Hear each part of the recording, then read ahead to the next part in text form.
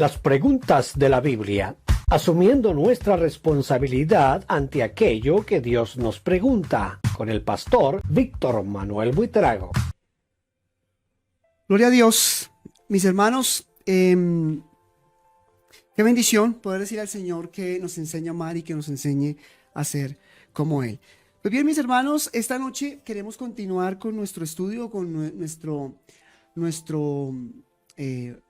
el devocional de responder preguntas y respuestas. Algunos hermanos de la iglesia nos han dejado inquietudes y esas inquietudes obviamente, seguramente por el contexto de cada uno de nosotros o por diferentes situaciones, porque a veces en la familia surgen preguntas, en la universidad, en el colegio. Cada uno de nosotros tiene una serie de preguntas y a veces esas preguntas rondan ahí o vuelan en nuestra cabeza y no sabemos cómo responder o no sabemos qué puede pasar. Pues la idea, hermano, de este espacio es que podamos aprender, podamos crecer, podamos aprender a través de la Biblia qué es lo que la Biblia nos enseña y cómo podemos responder estas preguntas.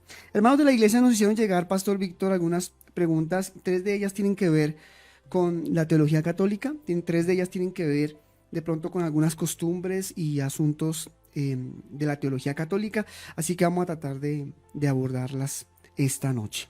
La primera de ellas es: ¿qué son y a qué se deben las apariciones marianas? Yo creo que una de las más famosas debe ser la de Fátima, tal vez.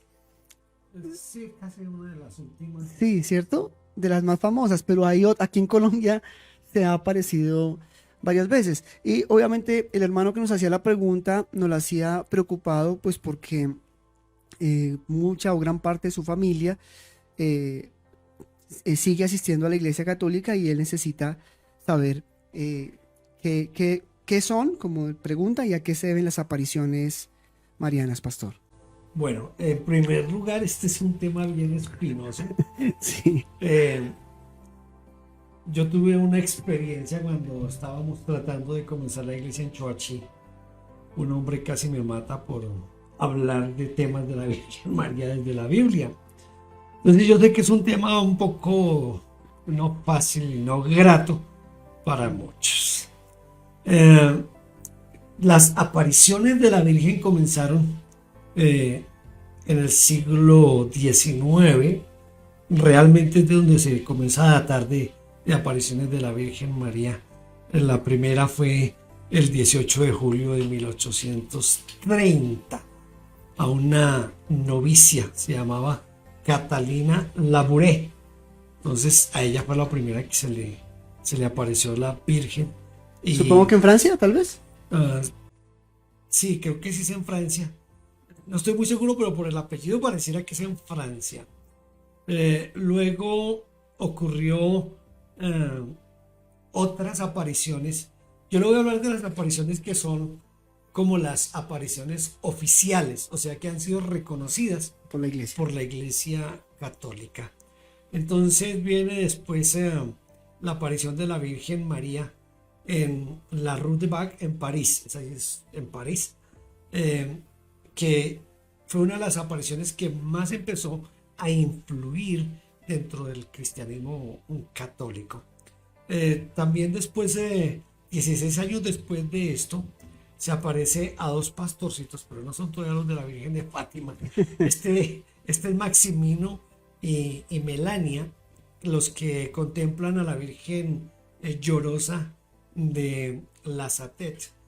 Y luego en 1858 se aparece la Virgen en Felixdorf, en Lourdes, y en 1871 en Pont-Main, y en 1876 en Pompey, Italia. Y ya entrado el siglo XX se aparece en Fátima. Esa es la que es más conocida dentro del mundo hispano, ¿cierto? En 1917. En Verún en 1932 y en Bélgica también se aparece en 1933. Pero en 1953 derrama lágrimas en Siracusa, en Sicilia. Esto solamente mencionando las apariciones que la Iglesia Católica ha reconocido como oficiales, que son creíbles, que tienen el sello del papado y de las de los doctores de la Iglesia Católica.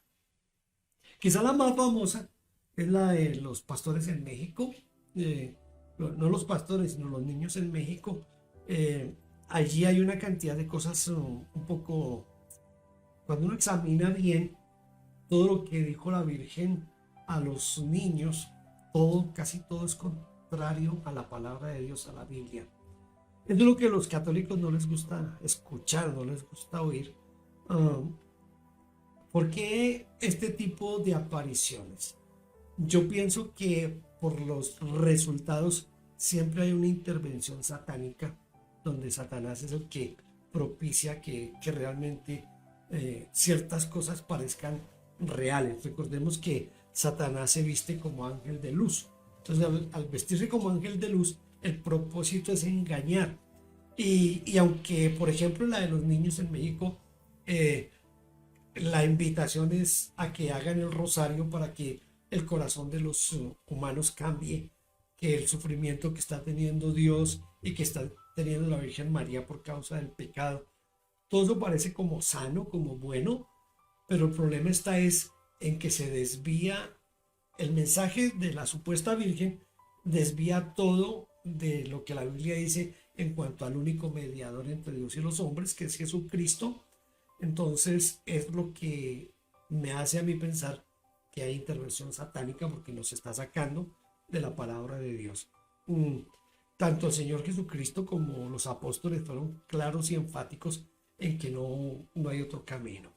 Ahora, todas estas apariciones, ¿a qué conducen? Conducen a la idolatría. Y por eso, aunque todas son, en cierta manera, son la Virgen María, pero en cada aparición toma un nombre diferente, ¿cierto? Entonces, cuando toma esos nombres diferentes, es para multiplicar las opciones de adoración hacia María. Entonces, la aparición en sí, a lo que lleva en últimas, es a la idolatría. Y una de las cosas que más aborrece Dios es precisamente la idolatría. Por eso en los 10 mandamientos, el primer mandamiento es precisamente ese: yo soy Jehová, no hay nadie más, soy solo yo y nadie más, y no tendrán dioses ajenos delante de mí. Cuando nosotros tratamos de acercarnos a Dios por un medio diferente a Jesucristo, estamos buscando opciones que no son las opciones de Dios, y ese es el problema de las apariciones de María. Todas, absolutamente todas llevan a la idolatría. Cuando nosotros pastoreábamos en Soledad Norte, por sobre la calle 80 creo que era, había un depósito de materiales, y un día una pared apareció con una figura parecida a la Virgen María, y eso comenzó la romería, la gente a prender velas, la gente a hacer rosarios, la gente a todo eso. En cierta manera eso beneficiaba al dueño del depósito de materiales, de la ferretería, pero él un día decidió que eso no, como que no tenía nada sano. Yo no sé de qué religión era el hombre, pero un día decidió, con una manguera salió y lavó la mancha que había quedado y le echó pintura encima. Si realmente tuviera algún poder una aparición de esas, pues sencillamente o no se deja borrar, o el hombre le queda la mano tiesa, o cualquier cosa de esas puede pasar, ¿verdad? Pero eso muestra que el hombre ve lo que quiere ver en muchas de esas apariciones. Esto parece burla y no lo hago en ese sentido, pero sí para que reflexionemos. Pero aquí en Colombia se ha aparecido hasta en los buñuelos, ¿sí? En las arepas, en un sándwich. En donde no se ha aparecido. Entonces, el hombre ve lo que quiere ver. Esa es la verdad. Entonces, las apariciones de la Virgen María, o de cualquier santo, o del mismo Señor Jesucristo, que a veces quieren atribuir esas apariciones, no son de Dios. Siempre hay intervención satánica, porque todas quieren desviar nuestra mirada de Dios, que es al único que debemos adorar. Yo supongo que, como para la doctrina católica, las fuentes de autoridad están obviamente en el magisterio de la iglesia, por un lado, en la tradición, y otra en la Biblia. Supongo que han tomado o han fundamentado la Mariología, porque de hecho ellos dicen que no es adoración, sino es una cosa que se llama dulia e hiperdulia, ¿no? La dulia es para los santos y la hiperdulia es para María. Es como una especie de hiperdevoción o hiperveneración, digamos, la hiperdulia. En ese orden de ideas, supongo yo que es en la tradición o en el magisterio de la iglesia en el que se fundamenta teológicamente la veneración de María. Sí, pero, a ver, es que Porque en la escritura, digamos, en el Nuevo Testamento, ni Pablo ni ninguno de los apóstoles mostró, digamos, ni siquiera un atisbo de veneración hacia la mamá de Jesús. Seguramente la conocían, la respetaban. De hecho, sabemos que el mismo Pedro y el mismo Pablo, bueno, en el caso de Pedro en particular, ¿cierto? Seguramente era muy cercano, pero ellos en ninguno de sus libros o escritos, digamos que plantean esa hiperdulia. a ver, Jason, si nos vamos un poquitico, pero pensemos, por ejemplo, cuando Moisés fue al monte a recibir las tablas de la ley. Mientras Moisés está recibiendo las tablas de la ley, el pueblo abajo, ¿qué está haciendo? El pueblo abajo está adorando un becerro de oro. Entonces, cuando Moisés baja y se encuentra con ese cuadro, Moisés siente tanto celo, en colombiano diríamos, siente tanta rabia, tanto enojo, que coge las tablas y las tira contra el piso y las destruye. Después toma el becerro de oro y lo vuelve polvo y se lo hace tragar al pueblo. Porque una de las cosas que más aborrece Dios es la idolatría. Por eso cuando Moisés vuelve otra vez a recibir otra vez, ya parece que es a Moisés mismo que le toca escribirlas, las tablas de la ley, nos muestra a nosotros una parte que no solamente dentro del mundo católico, sino aún dentro del mundo cristiano evangélico, nosotros tenemos que tener cuidado de no hacer ídolos que quiten la gloria de Dios. La Virgen María, yo le digo virgen por respeto a los católicos, pero sensatamente ella fue virgen solamente hasta antes del parto, ¿sí? Y es lo que la Biblia nos dice. Dice que José conoció a María después de que Jesús nació. Ese conocer se refiere a las relaciones sexuales. Es decir, que ella después de que el Señor Jesucristo nació, dejó de ser virgen. En el sentido estricto de la palabra. Igual estaba casada y... Exacto, sí, no. Tener relaciones sexuales y tener hijos no es pecado. No, no. Por el contrario, en la cultura judía, entre más hijos se tuviera, más bendecida se consideraba de parte de Dios. Pero entonces, el pensar en María como virgen y como parte de la adoración nuestra comenzó realmente después del siglo XVIII.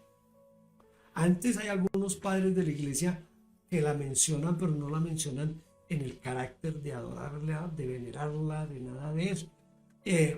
Aparte de eso, el atrevimiento que se hizo de llamarla Madre de Dios es poner a María aún por encima del mismo Jesucristo. Esa es la intención al nombrarla Madre de Dios. Ella fue madre no de Dios, sino de Jesús humano, que es diferente. Entonces, pero no fue madre de Dios, porque si hubiera sido la madre de Dios, entonces debió haber existido antes que Dios, ¿verdad? Entonces, en ese caso, ella sería la de adoración. Yo un día, lo que voy a decir puede sonar un poco chistoso y también perverso, pero un día yo le dije a una persona, le dije, ¿usted sabe el Ave María? ¿Puede decírmela? Y cuando comenzó, yo la detuve en la primera frase, ¿no? Donde dice, Dios te salve María. Entonces le dije, a ver, ¿María es salva o no es salva? Porque si es salva, ¿usted por qué está pidiendo que Dios la salve? O sea, es una cuestión como de pensar lo que estamos repitiendo. Que María en ningún momento de la historia de la iglesia reclamó ningún lugar. Nunca. En la Biblia se muestra que ella fue una más del grupo. Cuando uno lee Hechos capítulo 1 y capítulo 2, encuentra que María era una más de los que estaban en el aposento alto. No, ni reclamó autoridad, ni los apóstoles se la dieron. La apreciaban, la amaban, la respetaban como la madre del que fue su maestro, ¿verdad? pero no le dieron nunca un lugar de preeminencia o prominencia dentro de la iglesia. Entonces, siempre detrás de todo eso, el problema es que cuando ponemos a alguien antes que Dios, estamos poniendo a Dios en un segundo, en un tercer plano. Y cuando les decía que aún dentro del mundo cristiano evangélico hay que tener cuidado, porque no es extraño en ciertas congregaciones que el pastor ocupa un lugar más prominente que el Señor Jesucristo, ¿sí? El reclamo de los nuevos apóstoles va dirigido especialmente hacia eso, hacia tratar de quitar a Jesús del medio y ponerse él como la figura central. Entonces, los evangélicos también tenemos el peligro de caer en ese tipo de idolatría. Ok, pastor. Yo recuerdo alguna vez estábamos en un debate, ya hace unos años, y la persona que estaba debatiendo era un sacerdote acerca de María. Decía que la Biblia, él le decía a los contertulios que la Biblia dice que el ángel le dice a María, llena eres de gracia. Él decía, si está llena de gracia, antes de Jesús, hay una gracia previa en María.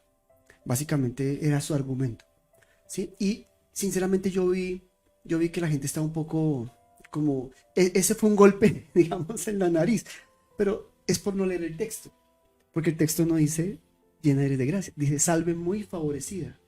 Es decir, hallaste gracia delante del Señor. No le está otorgando a María una gracia previa a Jesús, sino le está diciendo, tú fuiste favorecida porque Dios te vio con ojos de misericordia, ¿sí? Y eso soluciona simplemente leyendo el texto. Pero yo ese día vi que ese argumento fue casi como un golpe. Fuimos al texto y aclaramos que el texto no dice llena eres de gracia. Entonces, de pronto también a veces como cristianos fallamos en no conocer nuestra doctrina, nuestras escrituras, la palabra, y a veces eso nos hace caer en confusión. No, y es que es complicado tratar de explicarle a un católico estos aspectos, porque para la Iglesia Católica María es corredentora con Cristo Jesús. Entonces es un poco complicado quitarles eso. De hecho, al cristianismo mismo hay muchas cosas que todavía traemos del catolicismo, ¿no? Los evangélicos todavía traemos el lastre de muchas cosas católicas. El culto tiene mucho de católico. Una de las cosas que yo más veo que más se parece a los católicos en nosotros son los funerales. O sea, nosotros también tenemos mucho de católicos y es difícil quitarle a la iglesia esa parte del catolicismo, y al católico mucho más difícil quitarle todo lo que cree de la Virgen María y de los santos, ¿no? Es un poco difícil. Pero si leyéramos la Biblia sin libros que nos ayuden a interpretarla, sin normas de exégesis o de hermenéutica, solo leer el texto, podemos llegar a concluir que María no ocupa ningún lugar. Ninguno. De hecho, en el Nuevo Testamento, la última vez que se menciona a María es en Hechos capítulo 1. Y de ahí en adelante todo el Nuevo Testamento no se ocupa de ella. Durante el ministerio del Señor Jesús, ella no ocupó ningún lugar de prominencia, ¿sí? Por el contrario, yo no sé si María, pero por lo menos los hermanos de Jesús creían que él estaba loco. Lo creían loco. Entonces eso muestra que no era nadie especial la Virgen María en el sentido de lo que la Iglesia Católica quiere darle como lugar especial allí dentro de lo que es la adoración a Dios. Seguramente sí, uno debería reconocer que era una mujer seguramente entregada a Dios, que aceptó cuando viene el ángel y le da semejante noticia, que era una noticia compleja. Ella lo recibe, acepta, ¿cierto? En ese orden de ideas, de pronto, en cuanto a su valor, digamos, en su devoción o en su mismo carácter cristiano, podríamos decirlo así, podríamos decir, como otros personajes de la Biblia, es digna de imitar en su carácter, digamos, en la forma en cómo aceptó la voluntad de Dios y tal. Pero como usted mismo dice, pastor, en ningún lado de la Biblia nos dice que tengamos que adorarla o venerarla. No, y hay algo que hay que reconocerle a María: la fe. La fe. Porque yo a veces he tratado de ponerme en el plan de María cuando fue y le dijo a José que estaba embarazada, hermano. Eso, el riesgo que ella estaba corriendo era un riesgo pero De muerte. inmenso, porque si José hubiera querido, la denuncia y la apedrea, La pedreanza. la matan ahí a pedradas. Pero la fe de ella, de creer que lo que estaba pasando venía directamente de Dios, hace que ella enfrente esa situación. O sea, que es una fe tremenda, la de María. Y como usted dice, Jason, no cualquier mujer iba a ser escogida para algo tan grande como ser el vaso por el cual Dios se iba a hacer hombre. A ser hombre. Y pastor, bien. La siguiente pregunta que va en la misma dirección, en cuanto a la doctrina católica un poco. ¿Por qué razón la Iglesia Católica cree en el purgatorio si la Biblia no lo menciona? Bueno, el catecismo de la Iglesia Católica se refiere al purgatorio o purificación final en los siguientes términos. Voy a leerle textualmente lo que dice el catecismo de la Iglesia Católica. Dice: los que mueren en la gracia y la amistad de Dios, pero imperfectamente purificados, aunque están seguros de su salvación eterna, sufren una purificación después de su muerte a fin de obtener la santidad necesaria para entrar en el gozo de Dios. Esto dice el Catecismo de la Iglesia Católica en el numeral 1054. El purgatorio es un concepto religioso con una especial presencia de lo que es la teología tanto de la Iglesia Católica como de la Iglesia Copta, ¿sí? Son las dos más fuertes en este sentido del purgatorio. Ahora, de acuerdo a esta doctrina, pues es eso, ¿no?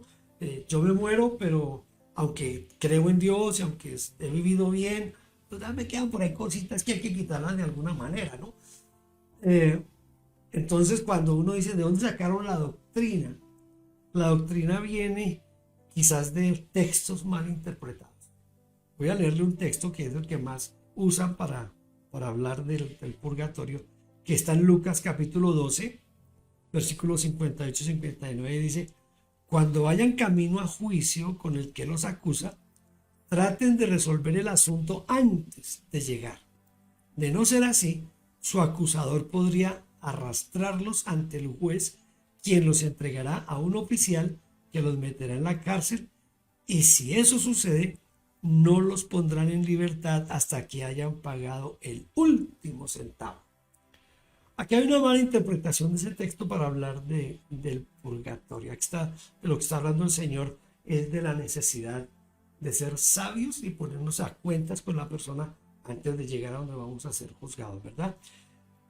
Y el otro texto que usan es que este texto sí, inclusive dentro de algunos círculos evangélicos, produce ciertas cosas que no son explicables.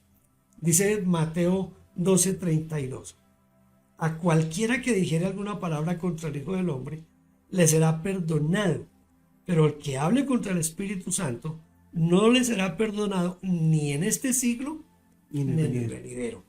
Entonces, lo que dice la Iglesia Católica es que cuando se refiere al siglo venidero, se refiere al reino de los cielos, o sea, al cielo. Entonces, lo que está diciendo es, quiere decir que si hay pecados que se van a perdonar en el otro lado, y hay otros que no se van a perdonar en el otro lado. Y uno de los que no se va a perdonar es la blasfemia contra el Espíritu Santo.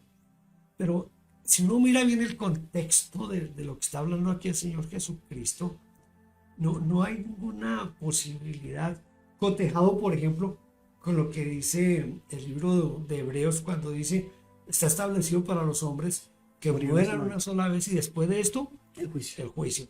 Entonces no habla de ese lugar de purificación.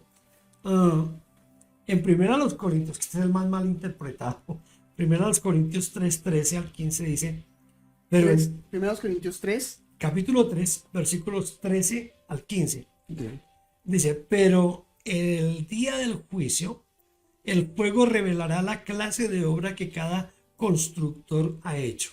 El fuego mostrará si la obra de alguien tiene algún valor. Si la obra permanece, ese constructor recibirá una recompensa. Pero si la obra se consume, el constructor sufrirá una gran pérdida. El constructor se salvará, pero como quien apenas se escapa atravesando un muro de llamas. Estoy leyendo la nueva traducción viviente, creo que es esa. Me gusta más la Reina Valera en ese sentido, para la interpretación correcta del texto. Entonces, lo que está diciendo aquí la Iglesia Católica, tomando este texto para afianzar la doctrina del purgatorio, es que todos nosotros, en este caso la interpretación es: mi vida va a ser juzgada, y si queda algún pecado, entonces va a ser purificado. Tengo que purgarlo. Por el fuego del purgatorio, ¿sí? Entonces esto ha contribuido mucho la Divina Comedia de Dante Alighieri, porque él puso el purgatorio, si mal no recuerdo, es que aunque lo leí 2 veces, pero hace muchos años, cuando era joven, pero creo que él lo presenta en 7 círculos, el purgatorio, ¿sí? Es como una montaña, sí, en siete círculos. También lo leí hace años, pero creo que sí. Entonces, cada uno, sean 5, 6, 7. Y Virgilio lo va llevando. Exacto. Entonces, en cada uno de esos hay como una escala diferente de pecado. Pues y de purga. Exacto.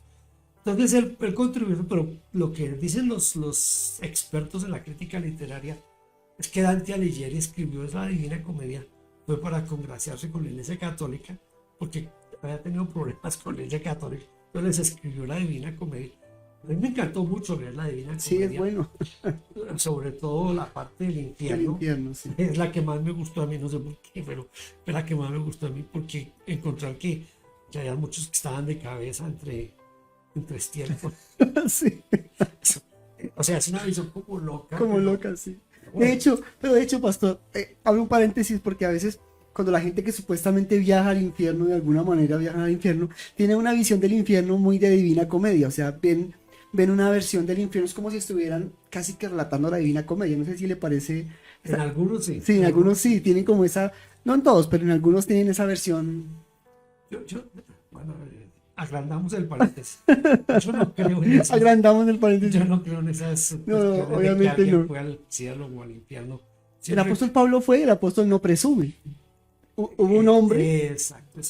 Y Dios no necesita llevarse a alguien al infierno y decirle: mire, me doy cuenta que es real, para que a ver les diga a los demás. No creo. Basado en 2 cosas. Uno, en que nosotros tenemos la Biblia y ahí está lo que necesitamos saber del infierno. Y 2, en las palabras de Lázaro al rico, ¿no? Cuando el rico le dice: no, entonces mande a alguien de aquí que así le van a creer. No, señor, allá tienen la palabra.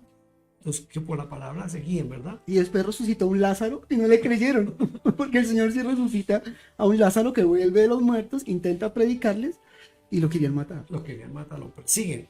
Bueno, entonces la Iglesia ha formulado la doctrina de la fe relativa al purgatorio sobre todos los concilios de Florencia, de Lyon, pero más extensamente se formuló en el concilio de Trento. Pero hay algo que me llamó la atención, y es que el Concilio Vaticano II es muy reciente, ¿verdad? Porque por lo menos yo estaba vivo cuando todavía estaba en el Concilio Vaticano II.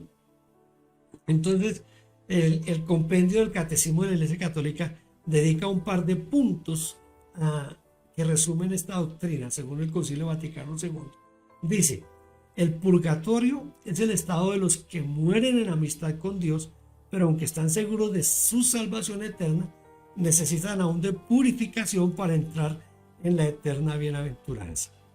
En virtud de la comunión de los santos, los fieles que peregrinan aún en la tierra pueden ayudar a las almas del purgatorio, ofreciendo por ellas oraciones de sufragio, en particular el sacrificio de la Eucaristía, pero también limosnas, indulgencias y obras de penitencia. Esto dice el compendio del Catecismo de la Iglesia Católica en el 210-211, refiriéndose a lo que es el Concilio Vaticano II. Pero el purgatorio siempre ha sido un negocio. Jason, ¿te has leído cuando el Señor Jesús critica a los fariseos y dice: porque ustedes hacen largas oraciones, pero es para sacarle el dinero a las viudas? Yo pienso que era una forma de purgatorio lo que los fariseos creían, ¿no? Porque es a las viudas. ¿Y por qué le están sacando el dinero a las viudas? Para sacar porque vamos a sacarle a su paisano de allá donde está, se lo vamos a mandar a mejor lugar. Entonces yo veo que el purgatorio es una doctrina que ha sido inventada y diseñada únicamente como un negocio rentable, ¿sí? ¿Por qué? Porque dice que se pueden ofrecer sufragios. El sufragio puede consistir en ofrecimiento de misa. Es un primer sufragio, ofrecimiento de misa. Una misa cuesta dinero. O sea, el sacerdote católico no hace una misa si no hay dinero. Si hay dinero, hace la misa. Si no hay dinero, no hay misa. También el ofrecimiento de la comunión. Es decir, yo como católico voy y comulgo, pero la comunión mía va a ser ofrecida, vamos a decir, por mi abuelito, que el hombre está en el purgatorio y yo voy a ayudarlo a que él salga del purgatorio a través de la comunión. También las misas gregorianas. Dice esta parte del Concilio Vaticano II, dice que se denominan de esta manera a la serie de misas en las que se debe interceder por un difunto durante 30 días sin interrupción. O sea que si yo creo en eso y quiero una misa gregoriana para mi abuelito que está en el purgatorio, tengo que pagarle al cura 30 misas seguidas. O sea, no puede interrumpirse, son 30 misas seguidas. Eso cuesta un dineral. En nuestra plata hoy cuesta un dineral. Pero yo creo que ¿cómo se podrá decir? La peor aberración del purgatorio está con las indulgencias. Cuando Tetzel ofrecía las indulgencias, era un mercado, ¿no? Era una feria. Pero es que al hombre se le ocurrió subastarla. Sí, sí. Él la subastaba. Entonces las indulgencias tenían ¿cómo podríamos decir?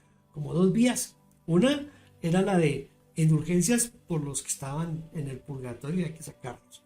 Y la otra era para el poder pecar con licencia. ¿Sí? Porque una parte era, estas indulgencias sirven para 100 días, por ejemplo. Entonces, ¿quién da más? Y comenzaba la puja por las indulgencias de 100 días. ¿Qué quería decir eso?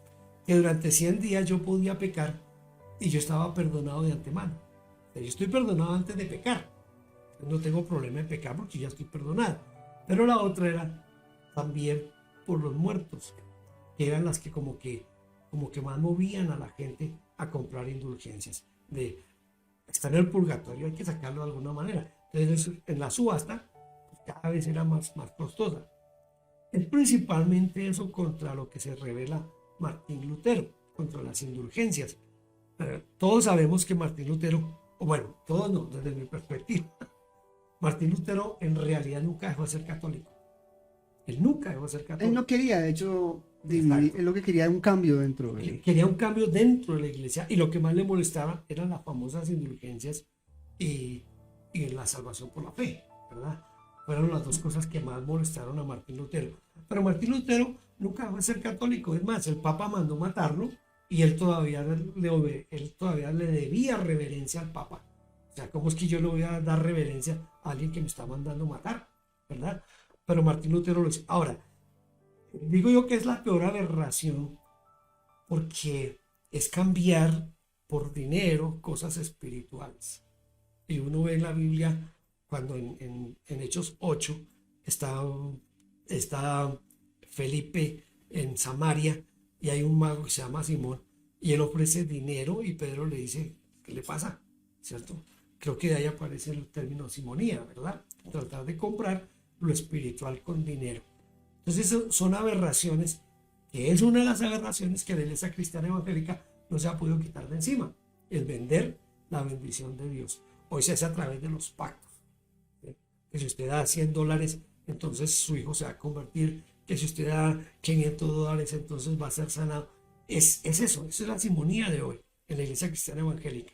Entonces yo lo veo como un negocio bien tremendo y lo triste es que los que nosotros conocemos como padres de la iglesia, algunos de ellos se refirieron al purgatorio como algo real, algo que sí existía. Yo tengo aquí, eran muchos, pero saqué como los que más conocemos dentro del círculo evangélico, a Clemente de Alejandría, a Tertuliano, a Orígenes y San Agustín. Eso es apenas esto de una lista larga, lo que llaman los padres de la iglesia. Y yo cuando estoy mirando, digo, pero ¿cómo así? Si cuando yo he leído de Tertuliano o de Clemente de Alejandría, es para corroborar la Biblia, para establecer el cristianismo. Pero miren que estos sinvergüenzas también creían en eso.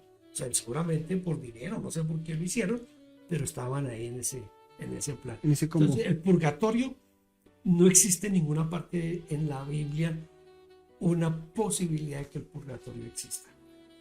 Que textos mal interpretados pueden hacernos ver que hay el purgatorio, sí, pero no es una doctrina que se pueda ver claramente dentro de la Biblia.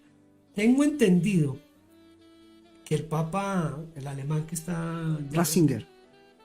Él, en una de sus encíclicas, abolió el purgatorio. ¿Sí? Y después Pachito vino y acabó con el cielo, ¿no? Entonces, ya ni sé en qué creen los católicos, la verdad. Sí. Y como el magisterio de la iglesia, esa autoridad reside en el Papa, ¿verdad? Es obvio que lo que él dice. Pero pero no solamente ha pasado, porque el purgatorio ya había sido sacado. Y vuelve y algún papa lo vuelve y lo mete, y otro vuelve y lo saca, y así. Muy bien. La tercera pregunta, pastor, que también va en esa misma dirección, es: ¿por qué razón no aceptamos como canónicos los libros apócrifos? Obviamente, el hermano que nos hacía la pregunta nos comentaba que un familiar de él le dice que es que nosotros no tenemos la Biblia completa. Eso que pasa es que ustedes creen lo que creen, porque ustedes no tienen la Biblia completa. Yo sí la tengo completa. Entonces, claro, le muestra la Biblia con los libros deuterocanónicos o apócrifos, y obviamente pues él de pronto a veces se siente un poco desarmado bajo ese argumento. Bueno, hay que mirar primero lo que quiere decir canon, ¿cierto? El canon era para entenderlo fácil, era como una caña de medir.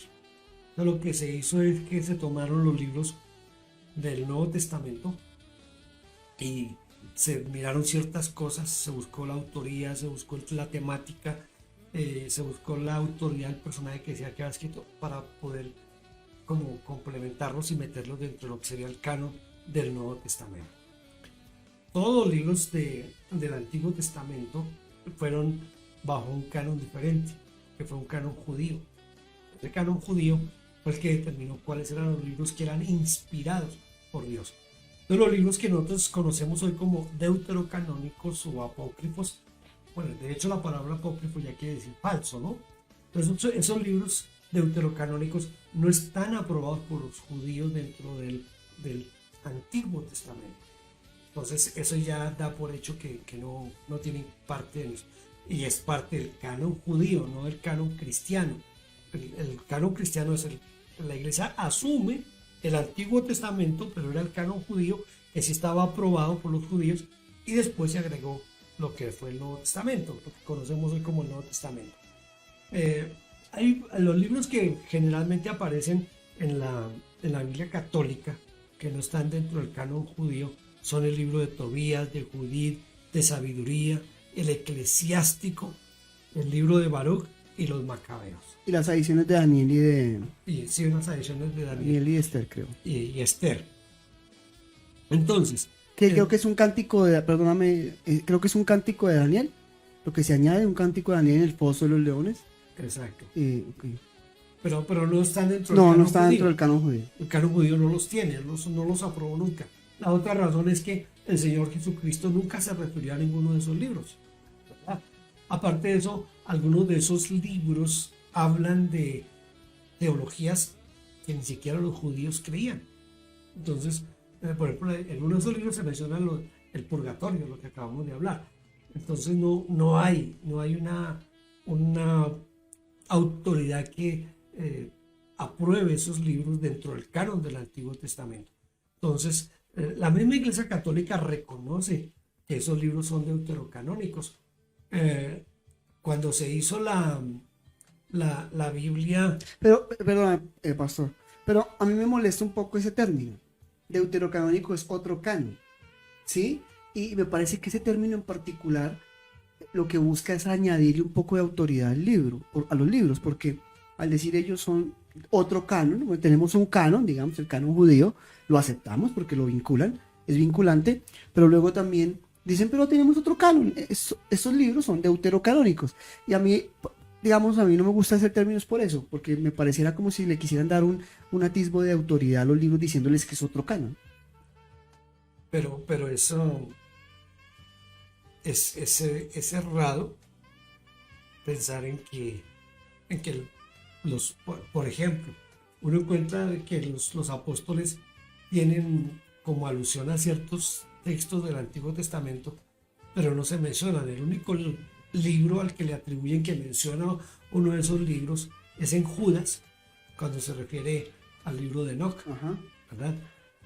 Que entre otras cosas, es el libro que más daño le está haciendo a la iglesia hoy, el libro de Enoc, porque aunque es apócrifo, sin embargo, muchos cristianos le están dando validez al libro de Enoc.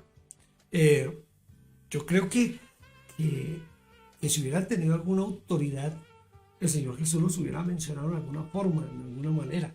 Los discípulos lo hubieran mencionado de alguna forma, de alguna manera, pero no tienen ninguna validez. Lo que han hecho algunos es tratar de darle como un valor histórico, porque tienen, por ejemplo,